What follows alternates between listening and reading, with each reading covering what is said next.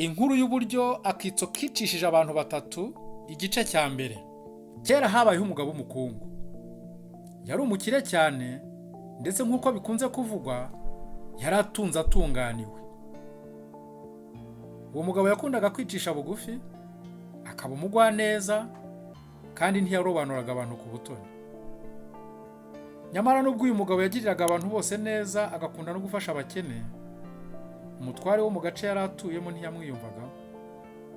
Ahubwo yahoraga amufitiye ishyari n'urwango, bitewe n'uko yamurushaga ubutunzi. Uko bukeye n'uko bwije, ishyari ry'uwo mutware ryarushagaho kugenda ryiyongera, ibyo bikamubuza amahwemo, ndetse bikamubuza kuba yasinzira cyangwa ngo agoheke.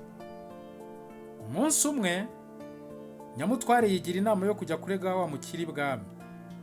Akamushyashyariza avuga ko ari we urwanya umwami, kandi ko adahwema gushishikariza rubanda kureka gutura umwami amakoro.